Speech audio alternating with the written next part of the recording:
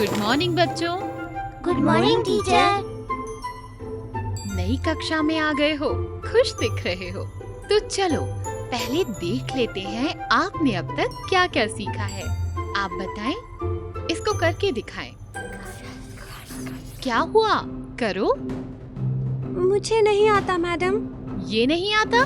चलो ठीक है, आप बताइए इसको कैसे करेंगे। हमें नहीं आता मैडम।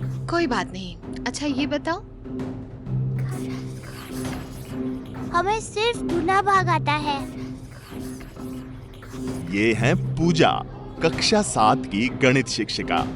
इनकी परेशानी है, इनकी कक्षा के बच्चों के सीखने का स्तर कक्षा अनुसार सीखने के स्तर से काफी कम है।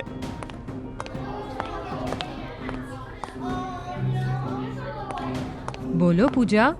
क्या बताऊं मैडम, हमारी क्लास के कई बच्चों का गणित में लर्निंग लेवल काफी कम है। उन्हें पढ़ने में काफी दिक्कत आ रही है। अरे इसी पे तो हम अभी चर्चा कर रहे थे। ये हैं हमारे गणित के ARP। आप बताएं सर। इस समस्या का हल है ध्यान आकर्षण। ध्यान आकर्षण? नए सेशन की शुरुआत में बच्चों में लर्निंग गैप को कम करने में मदद करेगा ध्यान आकर्षण। सबसे पहले शिक्षक बच्चों के वास्तविक लर्निंग लेवल्स का पता करते हैं। इसके लिए पूजा मैडम पिछली कक्षाओं के मुख्य लर्निंग आउटकम्स की सूची तैयार करती हैं। फिर उनके आधार पर बच्चों का बेसलाइन असेसमेंट करती हैं और उनकी प्रगति को प्रेरणा तालिका में दर्ज करती हैं। सीखने के परिणामों की सूची, आधारभूत मूल्यांकन। मैडम, ये है बेसलाइन आकलन का परिणाम और आगे काम करने के लिए मुख्य लर्निंग आउटकम्स की सूची। वेरी गुड पूजा। चलो पहले हम लोग ध्यान आकर्षण कक्षाओं के हिसाब से स्कूल का टाइम टेबल बना लेते हैं।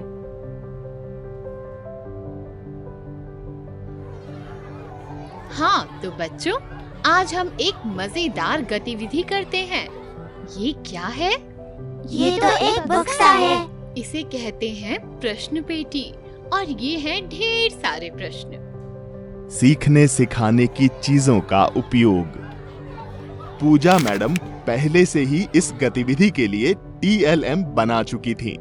इस प्रकार इस रोचक गतिविधि में बच्चे एक एक प्रश्न उठाते हैं और सामूहिक रूप से उसका जवाब देते हैं और साथ साथ सीखते हैं। लर्निंग को प्रभावी बनाने की ऐसी ही 18 तकनीकों के बारे में ध्यान आकर्षण मॉड्यूल में विस्तार से बताया गया है।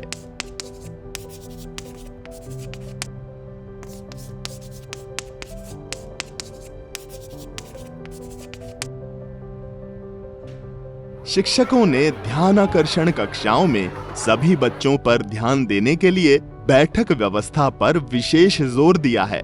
इसके लिए बच्चों को अर्धचंद्र या गोलाकार में बिठाया और प्रत्येक समूह को छोटा रखा।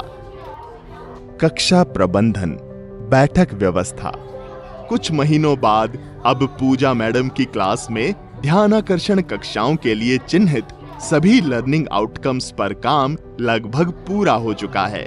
अब समय है ये जानने का कि बच्चों के लर्निंग लेवल में कितना सुधार आया है। तभी वो कर रही हैं एंड लाइन असेसमेंट। बिल्कुल बेसलाइन असेसमेंट जैसा, बस सवाल अलग। एंड लाइन मूल्यांकन। इसको कारगर रूप देने के लिए SMC और बाकी सारे पेरेंट्स से मिलना भी जरूरी है ताकि उन्हें ध्यान आकर्षण के रिजल्ट्स का पता रहे। बच्चों ने काफी इम्प्रूवमेंट किया है और इसका श्रेय आपको जाता है। आखिर आपने बच्चों को डेली जो भेजा। इन नए टीचिंग लर्निंग के तरीकों से बच्चे भी खुश और टीचर भी। मुझे तो ढेर सारा फर्क नजर आने लगा है। सही कह रही हो, और ये सब तुम्हारी मेहनत का नतीजा है। अब मैं निश्चिंत हूँ और आप भी समझ गए होंगे कि लर्निंग गैप को कम करना हम शिक्षकों के ही हाथ में है। बेहतर शिक्षण, उत्तम अधिगम, दूर करे लर्निंग गैप हर कदम।